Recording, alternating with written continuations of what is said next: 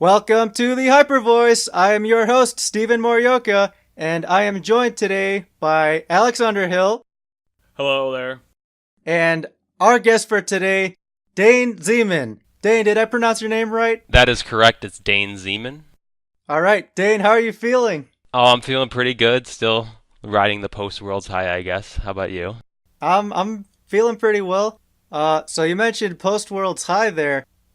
People probably should know this already, but you had a pretty big accomplishment. You want to tell us about that? Well, yes, I was able to go from my day one invite and make it into the top cut of 24 people, which was a pretty good accomplishment for me, considering this is my first full year of VGC.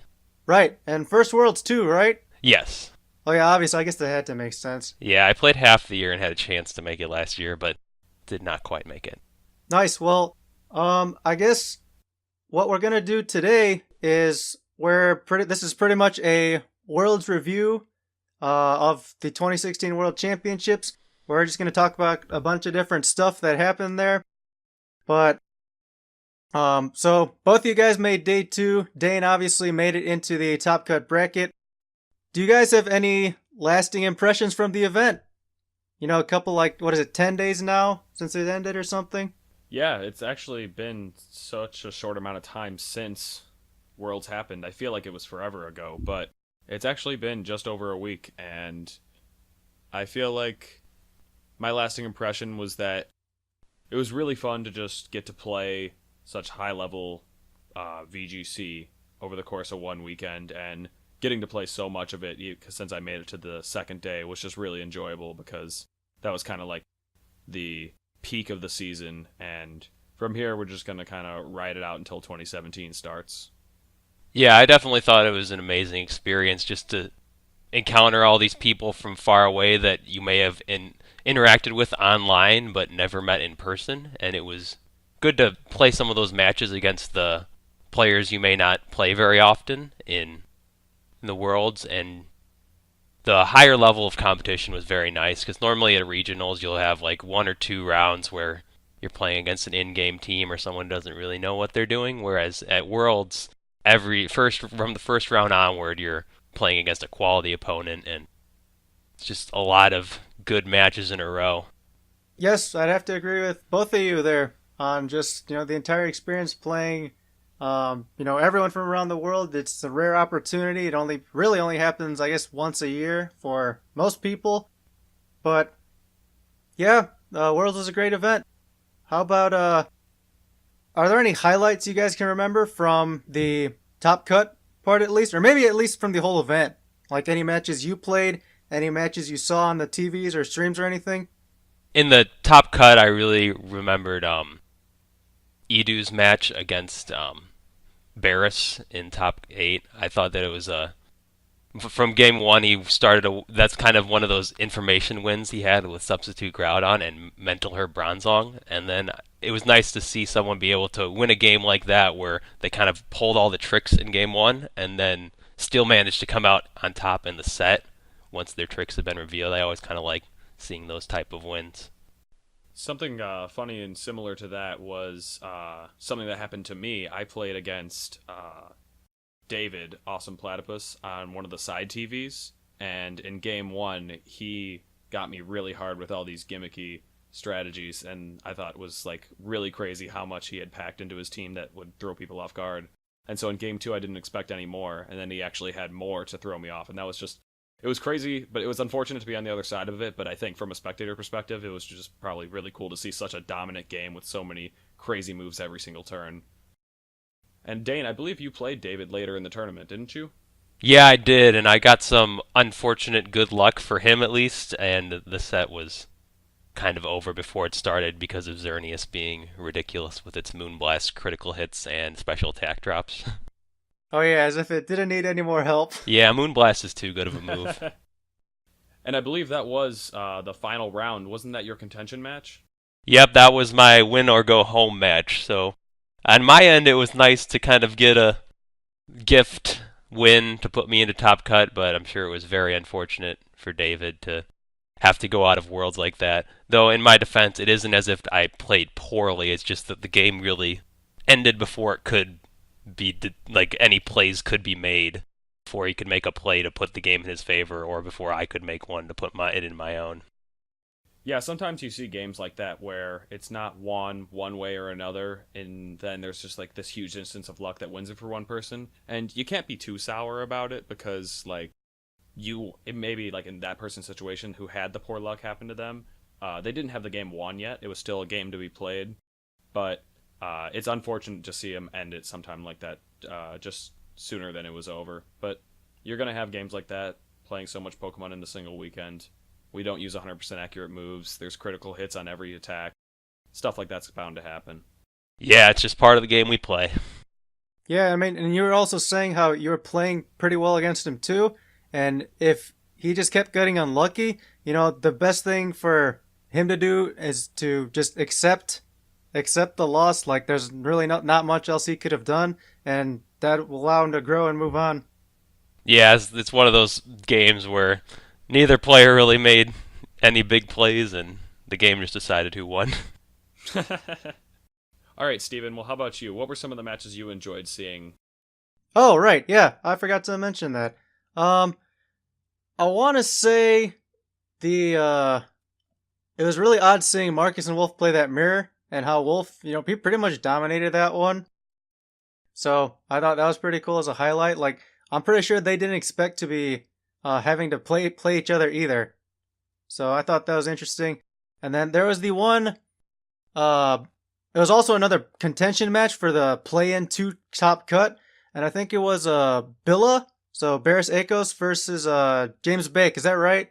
That's right. I'm not quite sure. Yeah. Yeah, okay. that's right. That was the last round of Swiss in day 2. Well, they were on stream, and I think Billa pulled twice in 2 turns in a row a reverse trick room. So James was trying to set it up, and then Billa reversed it twice, making that call. So that was just amazing play by him, and he deserved the finish he got.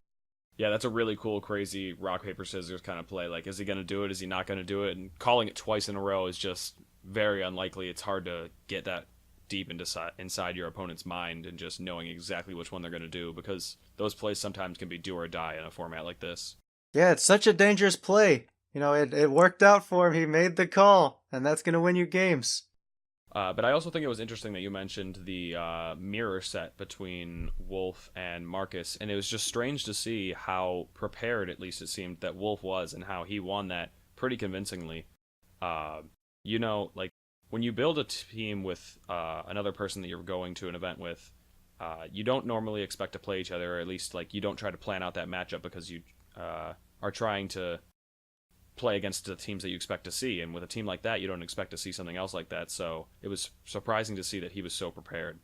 Yeah, I think that might come with the territory of them, but both being top players that can legitimately expect to win the event. I know if I was a top 4 player in the world, you're expecting to win the event, and what one of the other players who's also in the top echelon of players is going to be using, I'd probably think through that matchup a little bit myself.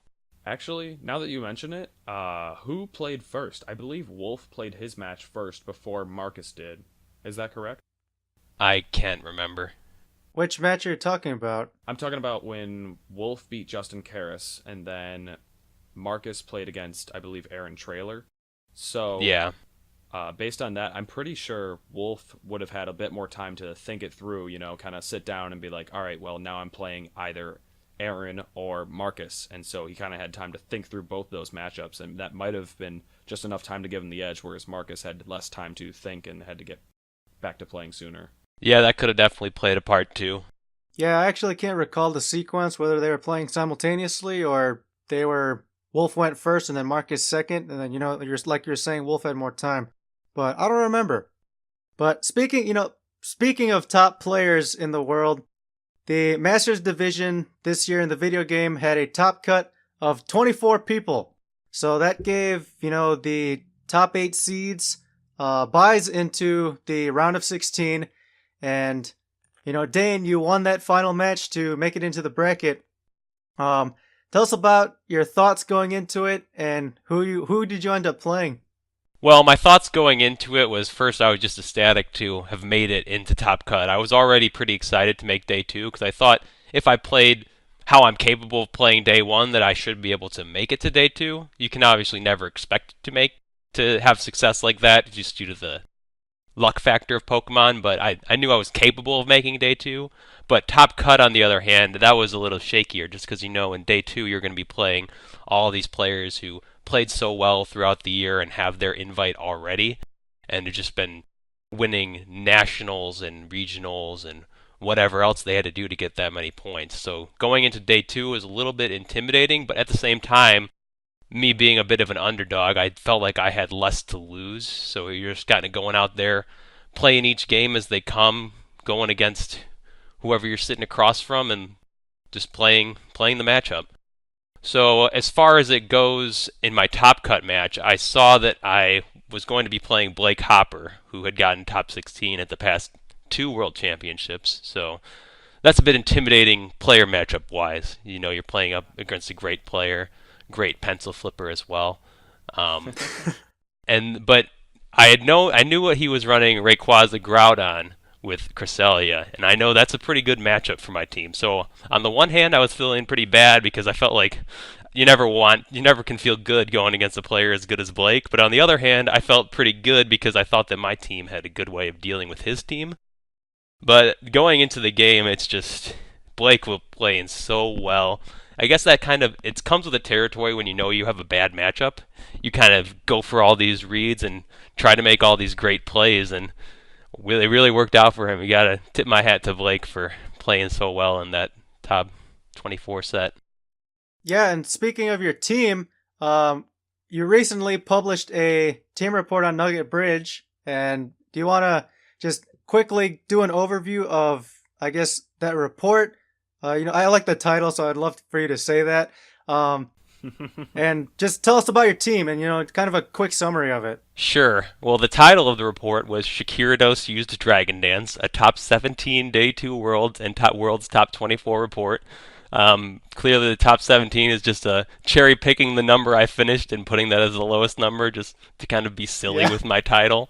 But as far as the actual team goes, my team consisted of Shiny Gyarados, which was Mega Gyarados, Talonflame, Raichu, Rayquaza, Xerneas, and Amoonguss. And I guess the main idea with this team was that I really liked the Xerneas Rayquaza core. I thought that Rayquaza can kind of check similar things to Groudon, though not as well, because it has access to fire moves like Overheat, so it can still deal with steel types like Mawile and Ferrothorn, like Groudon can, though it has to be a little more careful. But it has the big advantage of not losing to opposing Groudon. So that was one of the main reasons I liked it. Another reason I liked it is that with the prevalence of special Groudons and Kyogres, you can switch in your Rayquaza to protect your Xerneas from those attacks, especially if they're running a super fast Groudon with Eruption. And a lot of times those people will just expect to outspeed your Xerneas and get off a big Eruption on it. Whereas if you have Rayquaza, you can switch in your Rayquaza, and instead of taking 85% with your Xerneas, you only take 50. So that's really helps aid setup for your Xerneas.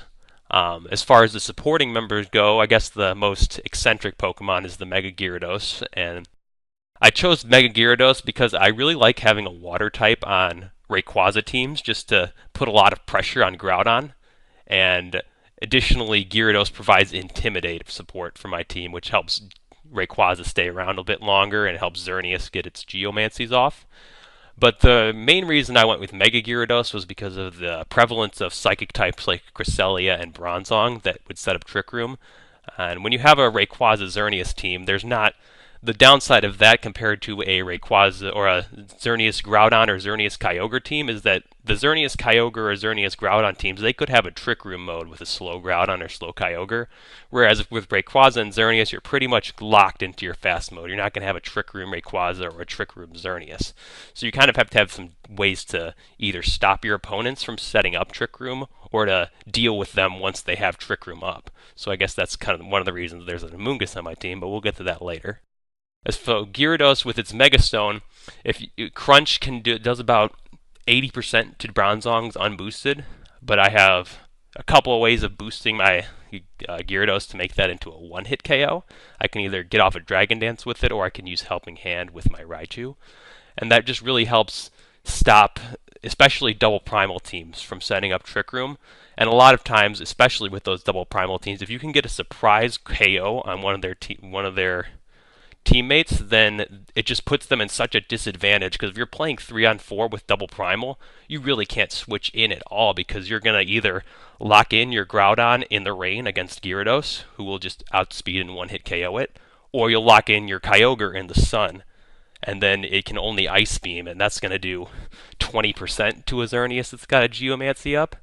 So I really valued that ability that Gyarados could provide, or Mega Gyarados, to get rid of those Psychic types. And it just puts a lot of pressure on Groudons in general, because if you have your Gyarados in, you can always threaten the switch in Rayquaza and go for a waterfall play, which even if you don't ever actually have to go for it until the late game. You can, but your opponent has to keep that in mind. They can't just leave their Groudon in for 5 consecutive turns and just attack with it like you may if you didn't have a Rayquaza that you could switch in there. So that's. Did you ever take advantage of the Mold Breaker ability? I did not. The only things that my Gyarados could take advantage for that would be either avoiding something like a Multiscale, which isn't run in this meta, or you could avoid a Gastrodon Storm Drain, perhaps, because I don't have a move like Earthquake that would nullify an ability like that. So yeah, I guess there aren't too many abilities for it to ignore this year. Maybe Sturdy, but I'm not even sure if we see that many Sturdy Pokemon.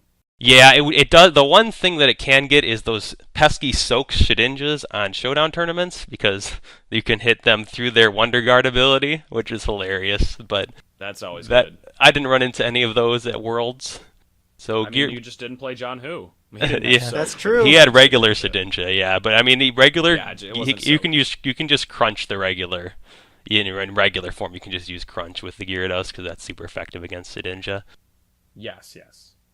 So, yeah, that's the main idea with Gyarados, just the water type with Intimidate that also has optional dark coverage, which is nice because some games you'll want to bring your Rayquaza or your Gyarados, but you don't want it to be weak to those fairy type moves, or even you might want to keep the flying typing because you don't want to be weak to Power Whips from Ferrothorn, for instance. So some games I would bring both Rayquaza and Gyarados, and going into the match, I wouldn't know which one I was going to Mega, because my opponent, for instance, could have Cresselia and Whimsicott. If they brought Whimsicott, I would not want to Mega my Gyarados, but if they brought Cresselia, I would certainly want to Mega it. So I could kind of decide mid-game. Or sometimes I want to have Weather Control with Rayquaza, and he'll be at low HP, but if they're down to 2 Pokemon, I can just Mega my Rayquaza to eliminate the Sun forever, and then they can't just eliminate the Rayquaza to protect their Groudon. So that option of bringing both your Megas and choosing mid-game which one to Mega Evolve, I haven't seen that on any other archetypes. Like, you'll see a Kangaskhan Rayquaza team, but if they bring Kangaskhan, they're not going to Mega their Rayquaza. Or if they have Salaman's Kangaskhan, I mean, you'll have some rare times when they'll bring both Megas and then sacrifice one to set up Tailwind or sacrifice one to Fake Out, but it's not very common. So it seems like you really use your Rayquaza to just keep control of the weather and just to keep Groudon in check, thanks to the Gyarados' help. Yes, and also the Rayquaza was a very good late game sweeper, and it also had Overheat to deal with steel types that Xerneas could not. But yeah, Rayquaza, a lot of people will have like the Swords Dance variant or just a Life Orb variant where their Rayquaza can just do huge damage to the rest of the team, whereas my Rayquaza is a less offensive Assault Vest version, which still does a lot of damage, but it's not going to threaten a one-hit KO on Kangaskhan's or Xerneas's. It's going to you got to get some chip damage on them first, but luckily with Rayquaza's speed and good coverage, you can bring it in the late game after you've chipped away at your opponent with Xerneas, Talonflame, and Gyarados, and you can use the Rayquaza to clean up from there. But yeah, the Rayquaza was more supportive than a lot of Rayquazas you'll see. It took a lot of advantage of the airlock ability. Going on for the rest of my team, the Talonflame, pretty standard Talonflame. It uses Brave Bird on things, sets up priority Tailwind. The one trick I did have on my Talonflame was I had Swords Dance as my tech move, so it's Brave Bird, Flare Blitz, Swords Dance, Tailwind. I thought this was a decent option with the Raichu and Amoonguss support, since not many things run Rock Slide anymore. And +2 Brave Bird does it OHKOs Kangaskhan, it can KO some Zerns. Helping Hand, it can KO Groudons, which is always cool. Um, That's ridiculous power. That is ridiculous. I actually did one-hit KO a Groudon with my Talonflame in day one. That was a pretty fun moment. It's always fun when you can pull those off. I think it also can KO Cresselia at +2 with Helping Hand. So it's Did just you a expect Holy it? smokes. yeah, The it's kind of Groudon. Did you expect it? Did you expect it to one-shot it? yes, it's a guaranteed one shot on 252 HP 4 defense. On 252 HP? Yeah, 252 HP 4 defense. It's guaranteed with Helping Hand +2 Brave Bird. And Life Orb, right? Life Orb, correct, and Adamant. Did your opponent know it would KO? No, he had no way of knowing. So that was a pretty fun moment in the tournament for me. But yeah, that Talonflame, mainly just for either you could bring it in next to your Xerneas when it's got a Geomancy up and set up a Sword Stance while your opponents, like if they've got a Groudon on the field, even if they have Rock Slide, if you've got a Xerneas up there with a Geomancy, they can't Rock Slide and let your Xerneas live, so they'll have to target down that Xerneas. But then they got rid of one boosted Pokemon and there's another one, and then it's just kind of they just can't deal with that much offense. In practice, though, I didn't use Swords Dance as much in this tournament, but I definitely appreciated the Talonflame to deal with things like Gengar that are just annoying to my team and faster than everything on my team. Moving on to my more support Pokemon, I had the Raichu was a Focus Sash variant with Fake Out, Volt Tackle, Encore, and Helping Hand. The Helping Hand was very helpful because a lot of times my team is very offensive, and as such, it can struggle with some speed control. But with Helping Hand Moonblast after a Geomancy will one-hit KO Cress. Helping Hand Crunch from Mega Gyarados KOs Bronzong. +1 Helping Hand Crunch from Gyarados KOs Cresselia. So it does a good job of if I don't want to lead like that, just lead Fake Out plus support into a Trick Room mode, but if I find myself in that situation, I'm not dead in the water. I can set up and then you can turn one Fake Out the Crest and set up and then eliminate the Trick Room setter. Though that's not there's other ways of dealing with Trick Room, but that's just having options is always good. It seems like you made the right choice bringing an electric rodent to the World Championships. Yes, electric rodents were good. Raichu was very good this year, and then obviously there's the Pachirisu back in 2014 that everyone knows. We'll have to see how that one thing does in the future. That electric steel type that came out, that's Yeah. Iron Barbs is the ability. I don't quite remember the name, but we'll have to see if that thing dominates the 2017 season. Yeah, either that or Alola Raichu. Oh my goodness, I forgot about That that too. too. Yeah, we got a lot of options for our electric rodent in Worlds 2017. Going back to the Raichu, the reason I had Encore on the team mainly was so that my team could deal if I ever led Raichu Xerneas into Kangaskhan Xerneas. If you don't have Encore on your Raichu, then turn one you'll trade Fake Outs, and then turn two your Xerneases will both Geomancy, but they'll get a double edge off on your Xerneas, and you'll get a Volt Tackle off on theirs. So the damage output trade is not worth it. So you need to have the Encore threat to get rid of those Kangaskhan so they can't double edge your Xerneas. You have to force them to switch out. And that was the main reason I had Encore. And then Volt Tackle on the Sash set. Some people think that's a little counterintuitive because you'll break your own Sash, but in practice, I very rarely would Volt Tackle at full HP. A lot of times I would Volt Tackle when I'm down to my Focus Sash and sacrifice the Raichu to get a free switch into something like Talonflame or Rayquaza, which is especially useful against some of those cheesy red card teams because you can get they'll bring their Xerneas, you'll bring yours, and they'll get rid of my support Pokemon and bring in their red card Pokemon, but then I can just attack their red card Pokemon with a priority attack and have my Xerneas get to stay in on their red card Talonflame or Moonguss or Ferrothorn or whatever thing they decided to put their red card on. And then, yeah, that's pretty much all for Raichu. Standard EVs on that, just the 4 defense, 252 attack, 252 speed was the spread I ended up using. And then Amoonguss was there for redirection support. It was there also as a check for Trick Room. So obviously, Amoonguss gets off those slow spores to put your opponent to sleep if they decide to set up Trick Room.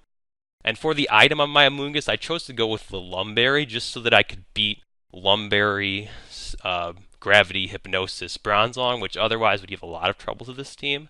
Whereas with that Amoonguss, I can just keep continuously sporing their Groudon when they have it in under gravity, and even if they get a Hypnosis off on my Amoonguss, it will stay awake and put their Groudon to sleep and stall out Trick Room for whatever I have in back to deal with it. And I also chose Clear Smog over Grass Knot for my attack. It was kind of a 50-50. I missed Grass Knot in some matchups, but I really appreciated Clear Smog in others, so in retrospect, I probably would have gone with Grass Knot because there was a lot of Kyogre that did well at Day 2 of Worlds, whereas I was expecting more Xerneas to do well, but you can't win them all, I guess, and Amoonguss was still valuable even without having Grass Knot. Yeah, you can't win them all or any of them. No. But yeah, obviously well-designed team by you. Obviously well played, getting you into the top 24 at Worlds. You know, that's an accomplishment, and no one's gonna forget about that. You know, you've made your mark on history.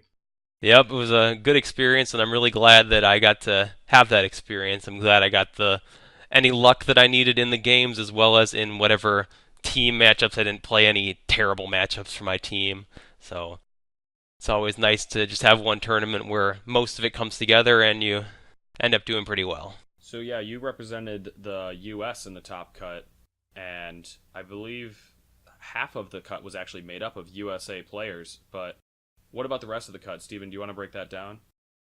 Sure, I can go over that. So Dane was one of the 12 USA players, like you just mentioned. The rest of it was there were 5 Germans, 2 from Great Britain, and then 1 each from Argentina, Australia, Hong Kong, Portugal, and South Korea. So pretty diverse cut, but there is a country missing. Yep, Japan. Where's Japan in there? Oh wait, didn't Conan cut? He was part of the US, man. We all know this. I know. But I know sometimes that joke's getting old. The joke's getting old, I think. Yeah, but it's just fun to mess around with it.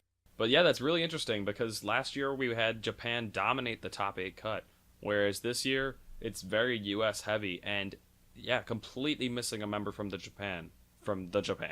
So 2 questions for you guys. Is the US, representing half of the cut, representing more skill, or just, the fact that the location was in our country and easy for everyone to access? And the other question is, what happened to Japan? So you guys can tackle in either order. Well, the obvious answer to question 1 is didn't the US have the most invites out of any country? Probably. So, I'd imagine so, and that's probably what gave them such a good shot at making it. But you do bring up a good point that being in the US, it gives the USA players the easiest chance at getting to the event. But I think the largest factor is them having the most invites, the US. Yeah, I think another factor is that for the reason Japanese players wouldn't be in there as much is just they took down the battle spot, which Japanese players don't have a Pokemon Showdown equivalent in Japanese, so they don't have as much access to, or as easy access to a way to practice once Battle Spot removed the special battle system. And I don't know for sure if this is accurate, but I heard that the Japanese participation in this format was not as high as previous years. And I know on Battle Spot I always had harder time matching up with people this year, whereas last year I would match up with people a lot quicker, and I would never play the same person twice in like the same sitting, whereas that would happen pretty frequently this year on the special battle spot ladder. That's a good point. Yeah, that happened to me a lot too, and I think it's definitely because there's less Japanese players, because those are the ones you normally see on the top of the online ladders. They practice a lot and they play well, especially in that best of 1 setting. So I think that's a good point that Japan might just not have been as involved in this format this year.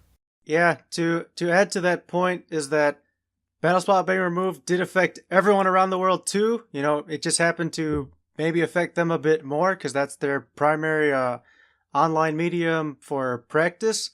And another thing is it isn't helping when one of your day 2 players doesn't even play.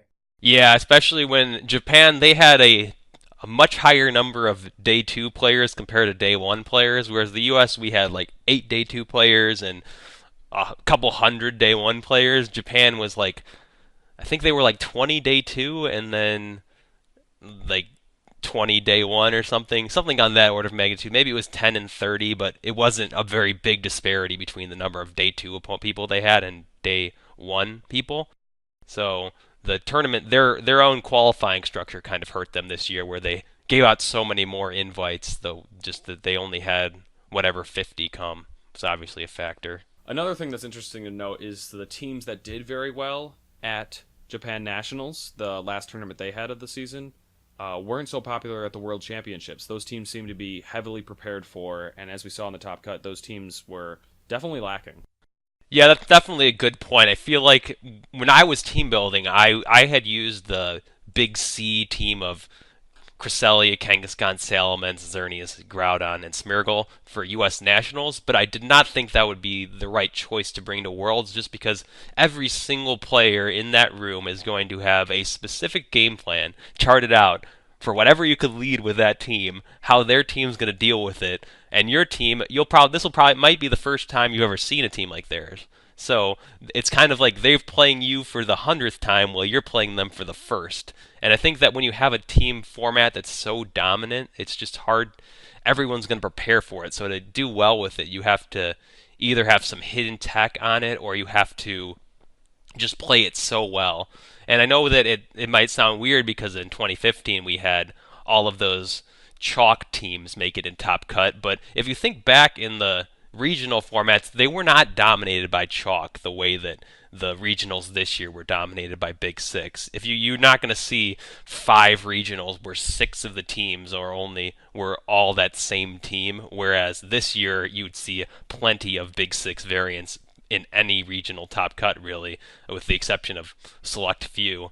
So that was kind of, I feel like, more just a particular team that wasn't as prepared for. Like, people obviously knew that Kangaskhan and Landorus and Amoonguss and Heatran, that those were all really good Pokemon, but and then the other thing is they could have a lot more variance in their sets that year because you could run Kangaskhan's at different speeds with different amounts of bulk. You could run Substitute on your Heatran.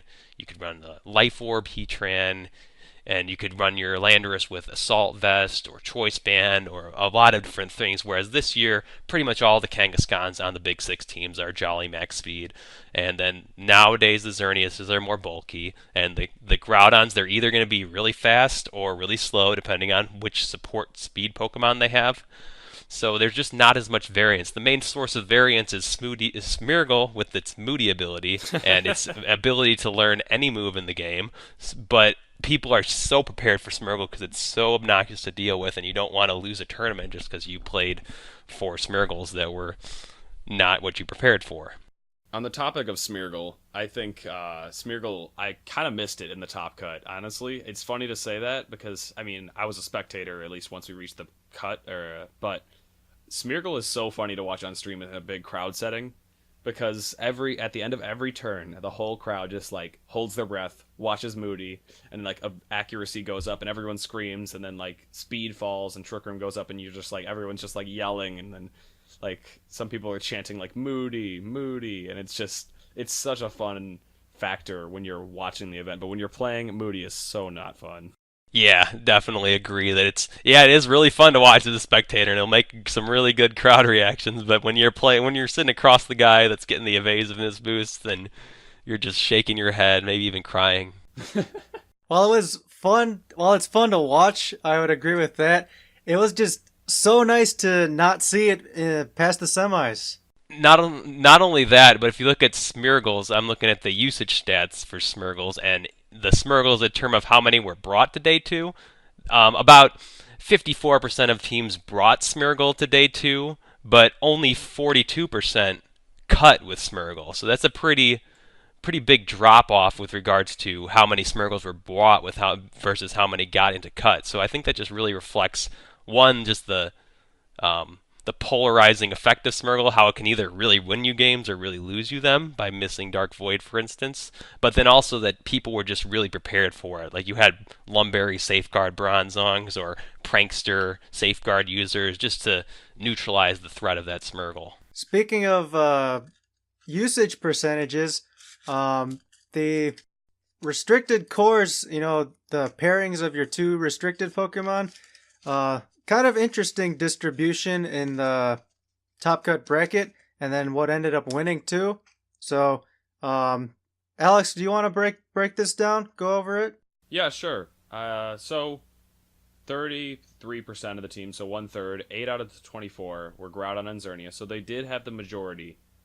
Despite what I said earlier, is that they were not as present in cut. They were still the majority, but we had a lot of other things. Like we had 4 of those teams were Groudon and Kyogre, 4 of them were Rayquaza Kyogre, and then 4 of them were like Dane with Xerneas and Rayquaza. And then from there, we had 2 of them were Rayquaza and Groudon, and then just a single instance of Groudon Yveltal and Kyogre Xerneas. So apart from the cores, do you just have the, that really just tells us, the main restricted Pokemon people are using. Obviously, the team composition is going to vary for all those teams, mostly. But it really just shows, again, the dominance of these 5 restricted Pokemon. Like we were mentioning heading into Worlds. Yeah, it was silly of me to try even bringing Dialga when it's not one of the top 5. You gotta have your legendary from either X and Y or ORAS, otherwise you just don't stand a chance. Pairing those 2 is just such a strong combination. Pairing 2 of the 5 that we mentioned, Groudon, Kyogre, Rayquaza, Xerneas, or Yveltal. Just 2 of those 5 and you can't go wrong. Unless you pick Rayquaza, Yveltal, then you might have a bit of a hard time, but we'll look into that. I think it's got potential. Yeah, and I think outside of just the top 24, the main thing that surprised me about usage in the top cut was when you got to the top 8, I was expecting there to be something like 6 Groudons in top 8. But yeah, it's interesting because, like you mentioned, you expected so many Groudons, but Kyogre actually won all 3 age divisions. I mentioned this in the last podcast, but it's still just an amazing fact that Groudon was so dominant all season, having such high usage stats, and then in the end, on all 3 age divisions, Groudon won one of them, but Kyogre won all of them. Yeah, it's an amazing feat. And Dane, what you were mentioning earlier, there were 3 Groudon in the top 8. Yeah, 3 Groudon and 4 Kyogre. So if you would have told me going in that there was going to be more Kyogres than Groudons in top 8, I would have thought you were crazy. Yeah, I probably would have said the same thing. And just correction, so no one brings out the pitchforks against us. There were 5 Kyogre in top cut to the 3 Groudon. Were there 5? Yeah. Oh, yeah. Because in top 8. Oh, you yeah. can have an overlap of double primals. Yeah, I see. I missed one. Yeah, and then there was the one Xerneas. There was 5 Kyogres and 3 Groudons. It's crazy how Kyogre turned out to be dominant at the end of the season, because I had been using it all season long, and I was just against using Groudon because I disliked playing the mirror. And then I bring Groudon to Worlds, and sure enough, Kyogre is just showing up everywhere. Funnily enough, speaking of me using Kyogre, Justin Karras actually made it into the top 8 using a team that I had been using for a majority of the season and considered for Worlds. He made it into the top cut, made it into the top 8 with Xerneas and Kyogre. And I was very close to bringing that to Worlds, but at the National Championships, I didn't even make it to the second day, and they posted it on Pokemon.com because I think it was probably because I had an Infernape. And Infernape's not a Pokemon you see so often. So they thought they would share that with people to get interest, and I just thought, well, I can't use this team anymore. It's on Pokemon.com, but Justin Karras went with it anyway. He wasn't known for using the team at the time, and he piloted it all the way up to the top 8. Alex, you should have followed your heart. You're right, Steven. I gave up on myself, and look where it got me. Yeah, only got you to day 2. I could have made the switch when I got to that second day, but I was nobody had done well with that in the past. Everybody just needs to stick with their teams, and so I thought, I was playing well the first day. I should be able to do well the second day, but not so much. Yeah, I don't think anybody that I know of changed their team between day 1 and day 2. And further than that, a lot of players, they would run Double Primal all year or Yveltal Groudon all year, and they brought those teams to day 2 of Worlds. So I guess this year people wanted to be a bit consistent with their day 1 versus day 2. I actually ran into one of my opponents. I was not playing him again, but I was sitting near him, and he told me that he totally switched from using, I believe, Double Primal to Rayquaza Kyogre. So there was a couple of people who came from day 1 and switched their teams for day 2, but from what I saw, or at least from what I heard, I don't think anybody did that well making the change.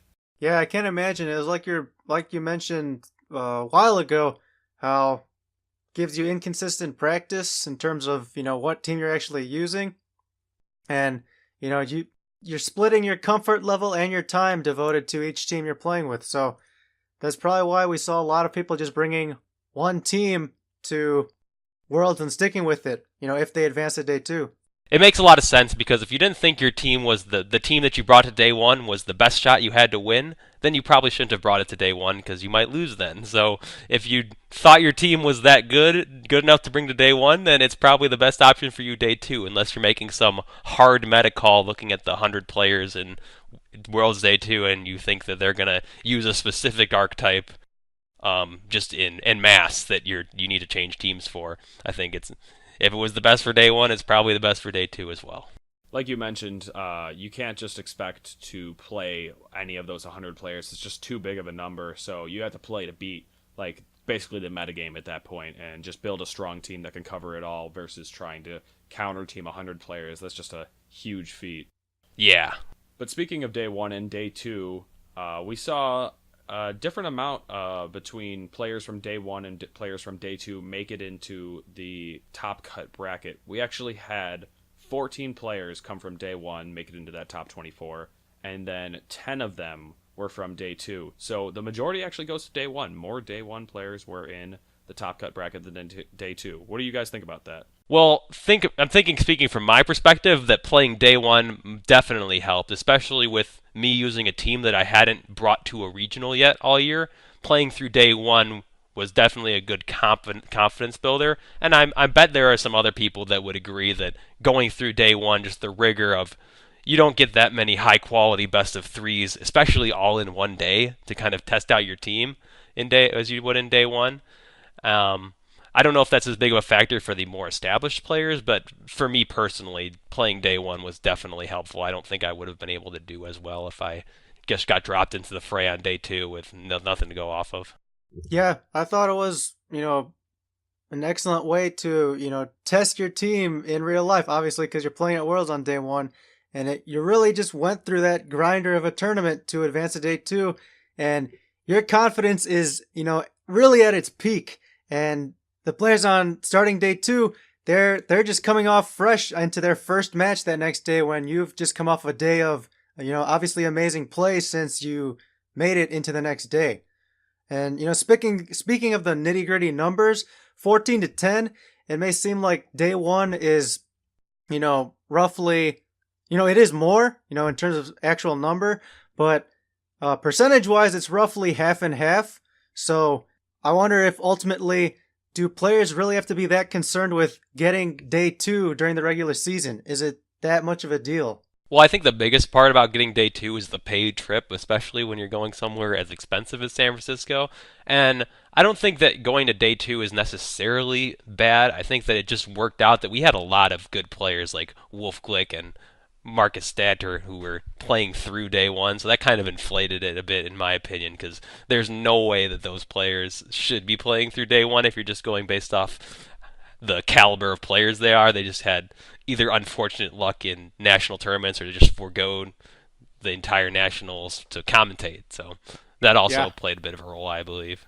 And well, at least next year, are they going straight to day 2 because of their performance this year?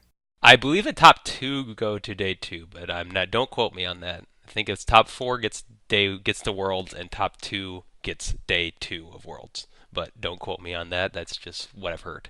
But all the way up to the top 8, we did have a bit more of a majority in that case. The top 8 consisted of 6 players from day 1 and just 2 from that day 2. Oh, you're right. I didn't even notice that. Yeah, it was Aaron Trailer and Barris were the only 2 to get a day 2 invite and then make it into that cut. Maybe make it in the top 8. Yeah. But yeah, those top 8 players, 6 came from day one. It was, obviously they had that great experience from playing in day one to really just propel their teams to, a really successful tournament run. And making it Worlds is obviously great. And obviously everyone had very interesting team compositions. Going down to EVs, move sets, whatever.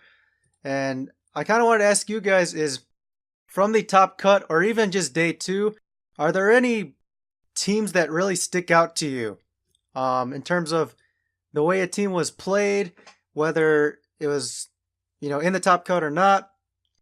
Just what are your thoughts on that?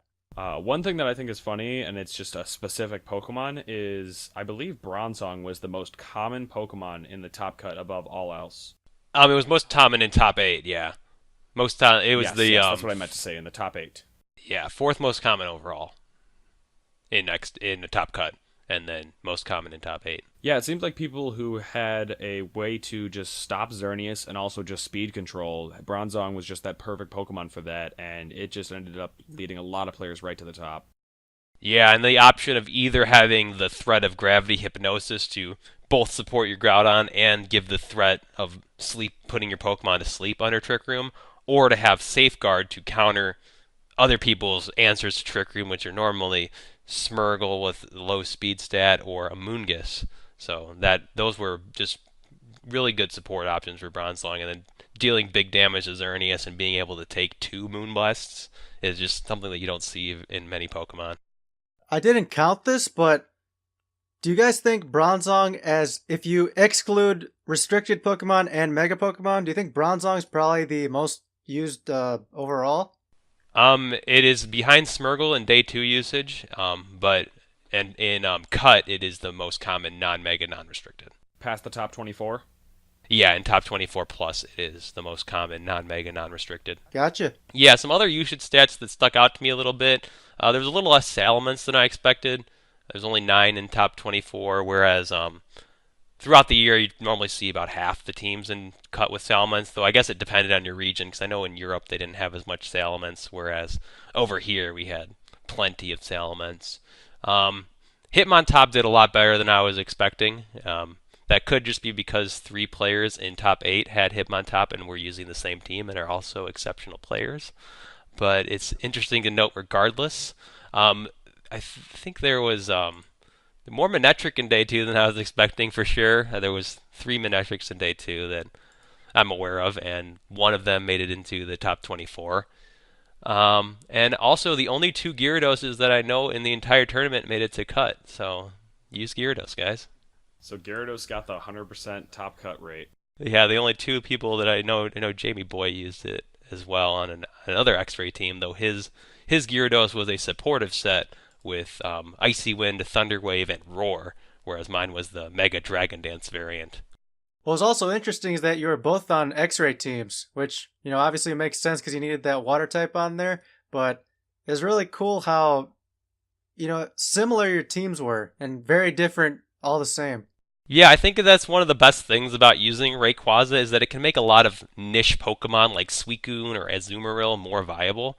And there was also another X-Ray team I saw that I like. I believe it was Brianna Britz. I saw that on the last round of day 1. Yeah, she was running a team with Suicune, Aegislash, Rayquaza, and Xerneas, which was another team I had been testing independently when I was building my team before I decided on the Mega Gyarados. So I thought that was just nice to see. And I think in general the Rayquaza archetypes were a little underexplored compared to a lot of other ones, because Rayquaza is a bit harder to use this year than something like Salamence, which in a lot of ways just does all of the Rayquaza stuff better. It's got the same typing. It has Intimidate. It has a 120 base power spread move. It doesn't take up a restricted spot. So early in the year, I was like, why use Rayquaza? You've got Salamence. But later on, you learn to appreciate Airlock a lot more and just the coverage that Rayquaza gets and the fact that it can hold an item. So, and Extreme Speed is a really good move to chip away at things like Thundurus or Xerneas after you do big damage to them. And ignoring redirection. I think, yeah, like you said, Rayquaza was just an underexplored Pokemon, and it's not too surprising when you think about it that it won Worlds, because having as much weather control on your team as possible with a format dominated by the primals is just so important, and then you just further uh, extend the power of your Kyogre. You make it so that it's much harder to stop those fully powered water moves, or at least stop them from using their sun. And then Rayquaza just using that weather to its own advantage. It's just huge. Having as much weather control as possible seems to be a strong strategy. Yeah, in terms of weather control, Rayquaza's one of those megas. Apart from being I think the only one who can Mega Evolve without a Mega Stone and hold its own item, is that it is very good in both its non-Mega and Mega forms. Something like Gyarados, for example, and not many other Pokemon do that as well. Maybe Gengar a little bit. Most other Megas are, either better as a Mega or better as not being a Mega Pokemon. What about Blaziken, Steven? Blaziken's one of those. I guess it's almost the same thing, right? It just it retains the same typing, same ability, and just gains some power boost. Well, I actually liked Blaziken using it in VGC 15, but normal Blaziken and Mega Blaziken kind of fill different roles. You'd normally run your Blazikens with a mixed special and physical attacking set with Overheat and Hidden Power Ice, whereas Mega Blazikens were almost always fully physical with Flare Blitz and then a fighting type attack and Rock Slide or some other coverage move. So even though both were kind of viable, they were both way different. I think this year, Mega Blaziken actually fills kind of a niche role that is similar to Rayquaza, even though that might sound crazy. What you can do with Blaziken is it actually gets the move Roleplay. And so if you have the Mega Stone, you can get your speed boost and then very quickly reset the weather if it's not looking ideal. And then you could Mega Evolve, regain the speed boost, and then reset the weather again with Roleplay. That's interesting. I never thought about that. I was looking at Blaziken at one point, and for its ability to reset the weather, and it's just so silly because it helps against Kangaskhan. It helps marginally against things that like you need to hit with a fighting type attack, like it can use superpower in the rain against like Ferrothorn. But mostly it's going to be resetting that weather and then launching off sun boosted like fire moves next to a Groudon and ensuring that sun stays up. So I thought that was kind of funny. Just on the topic of megas that can work both non-mega and mega, Blaziken's a really weird one this year. Yeah, I can't say I've seen too many of them, but that does sound interesting. Well, get Yeah, ready. it sounds interesting. Now that I've mentioned it, now that the word's out, it's going to spread like wildfire. See that all over the online. Yeah, we'll see. But on the topic of fire and fighting types, Infernape also made it into the top cut, which is probably the least expected Pokemon in the top cut. Manectric's up there, and so is Volcarona, but those are some of the Pokemon that we've seen the least this year, I would say. Gyarados as Manectric, well. Volcarona, and Infernape. In the top 8. Oh yeah, Gyarados only made it to top. Jamie Boy made top 6. Sorry, I don't mean to shut down your Gyarados, Dane. Oh, it's not my Gyarados. There's two Gyaradoses. I was shocked at that There one. are two Gyarados. I was shocked. But anyways, what do you guys think of those 3 Pokemon specifically? I think we already talked about Manectric a bit, but Volcarona and Infernape are 2 interesting ones. Yeah, I didn't see the Volcarona use it all. I guess it was a supporting variant with Whirlwind and Rage Powder. I can't remember the other 2 moves, but it was a supportive set on an X-Ray team. And then the Infernape, I guess that's kind of similar to Raichu. It can stop Thunderous's Thunder Waves with Quick Guard, and it's a fast Fake-Out user that also threatens Kangaskhan. Because I think that if you're running a Fake-Out user with Xerneas, you need to think of how does this Fake-Out user match up against Kangaskhan? Because you don't want to get in the situation where you trade Fake-Outs, and then your Pokemon does... It either lets the Kangaskhan get a big damage off on your Xerneas, or it will KO the Kangaskhan, but only after it gets the attack off. So you don't want to run into that situation where the damage output trade when you're both Geomancying is in their favor, because it just sets you back so far. So you need something like Infernape that's fast and can deal a lot of damage to Kangaskhan, or you need something like Raichu where you can Encore them into it, or even Hitmontop with just Intimidate to bring down the power of that Kangaskhan and then support with Wide Guard. Well, Alex, didn't you use Infernape on that team? Yes, What else yes, did you I use used Infernape for? Quite a bit. I used Infernape very specifically for that role because it supports Kyogre Xerneas very well. I don't know how much Infernape could fit on another team. I believe we saw Ashton Cox use it at some point in a regional with a different moveset, but I used it just because Quick Guard is so great for like Brave Birds and Taunts and Thunder Waves, and then a fast fake out like that, and then overheat. Overheat is such a fun move because like with a focus sash and the blaze ability, you can get off a blaze boosted overheat, and sometimes when you're against Groudon, it's typically in the sun. You can do over 50% to Groudon with a fire move.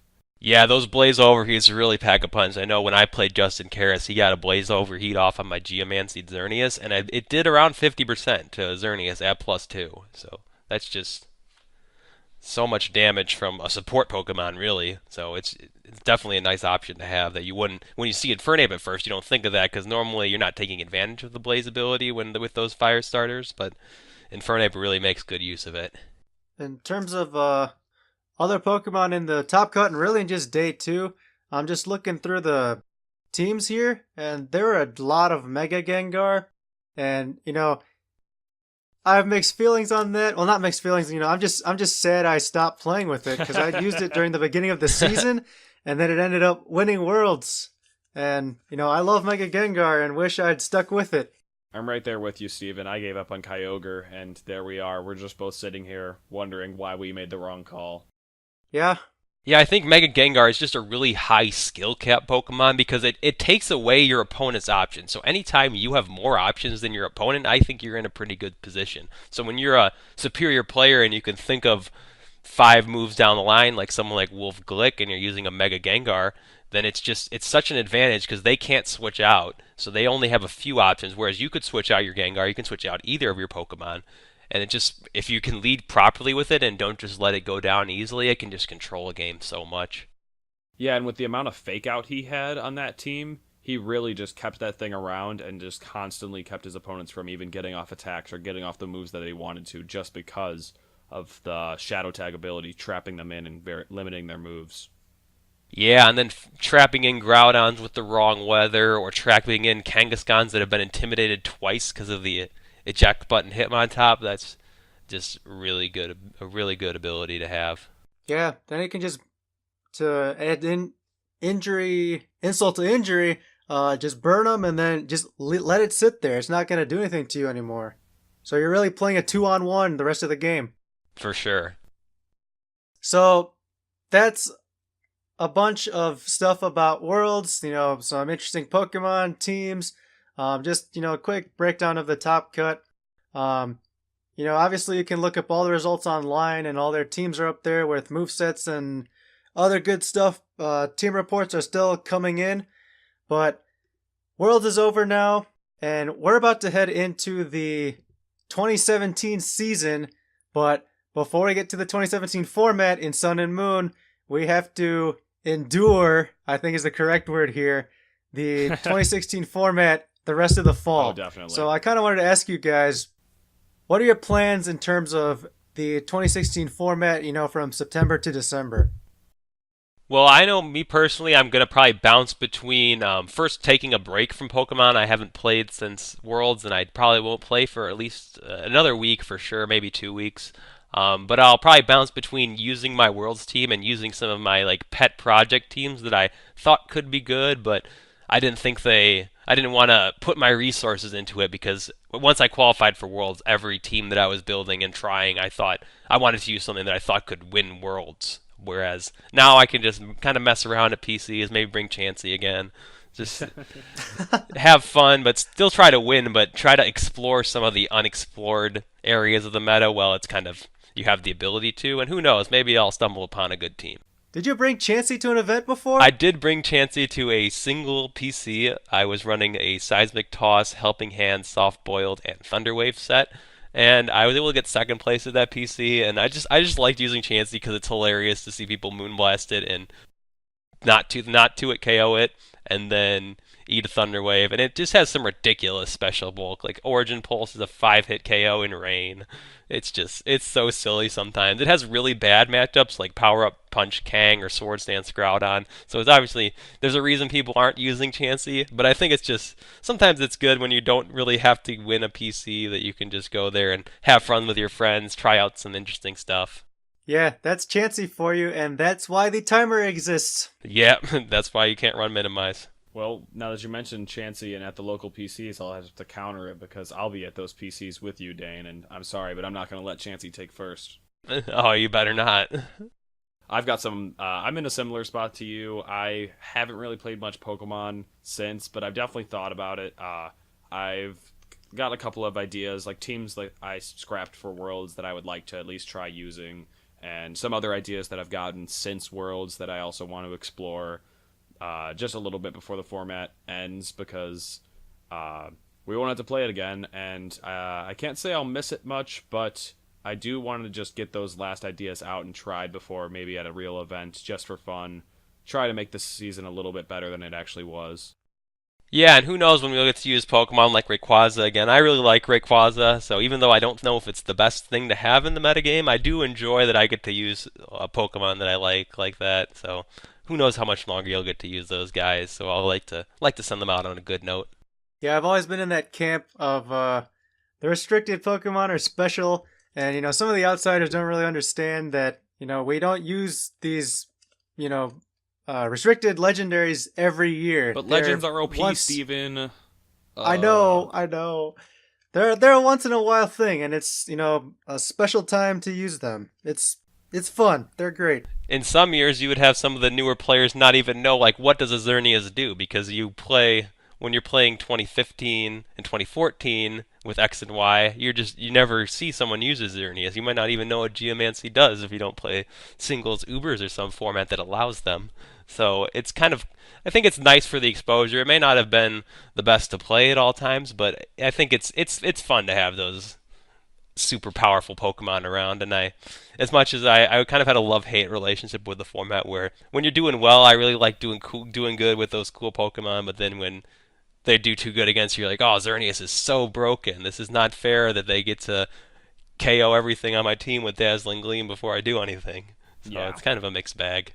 But yeah, there are a bunch of different options people are taking in terms of the fall portion of the season, and in my opinion, I always felt that fall using the old format, after Worlds has ended, was always kind of a joke to me. I still don't like it, other than grinding tournaments for championship points for the season. It always felt silly to me. But yeah, in terms of my own plans, like I'm not really expecting to play much at all, period, in a tournament until January. Like honestly, for once, Battle Spot's gone. That was my main practice place. I'm not a showdown person. Like I tried it a bit over the summer to prepare for Worlds. Just wasn't my thing. Since Battle Spot's gone for the special ladder, and I still think fall's a joke. You guys probably won't see me for a while. More points for us Don't then, worry, I guys. guess. I will drag Steven to some tournaments, so you will see Steven In a bit at the January. tournaments. No, I'm gonna drag you to some of these fall He'll be a events, 'cause- spectator. Yeah, you can do. I'll be a spectator. You can work on your. I could join commentary. We can money match at Dance Dance Revolution. That sounds All like right. a fair format. Oh yeah, no moody boosts in Dance Dance Revolution. Can we get booty boost? Well, anyways, I think that's about it for this time. All right, thanks for having me on the show, guys. It was really a lot of fun to talk about this. So that's the end of our show. I just want to thank Dane for being on. Dane, if people wanted to follow you, say on Twitter, where can people do that? On Twitter, my username is Dane, capital Z _ AOJ. That's A as in Adam, O as in Orange, J as in Jared. Perfect. And thank you so much for being on. Again, you guys can find Dane's team report on Nugget Bridge of his top 24 finish at the World Championships. Top 17. Just top 17. Yes, top 17. Look up his team. You can find his report. He mentioned the title earlier in the show. You guys can search for that and it'll pop up. Alex, you're also on Twitter. Where can people find you? At Lexicon VGC. Very nice name. And, guys, Alex has been on all the shows so far and just wanted to thank him for being a part of this. Of course, always Steven. And my Twitter is Super Morioka. All these will be linked somewhere, but you'll be able to find those. And for any of our listeners, if you could please, send us some feedback, whether it's constructive or just like telling us you like this kind of stuff, because we don't know if we're doing anything useful for people, and I kind of want to know that moving forward. So, if you're a listener, we'd appreciate some feedback, and it can even be like something simple like "nice job" or just tell us something you didn't like about our show and that we could improve on. So Yeah, just that would let be us great. know, ask us questions, anything like that. We would love to hear from you. We want to make sure that this is useful and we want to improve as much as we can. So please just leave any feedback at all. We would really appreciate it. Oh yeah, and the questions. Thank you for reminding me about that. If you guys could leave us questions for the next show, we'll answer you as best we can. That'd be cool too. Give us some more stuff to talk about. Sometimes um, coming up with ideas for shows is kind of difficult, but that's it for us. Thank you for listening to the Hyper Voice. For Alex and Dane, guys, say goodbye, and thank you guys for listening. See you guys later. See you guys later. Thanks again, Alex and Steven, for having me on here.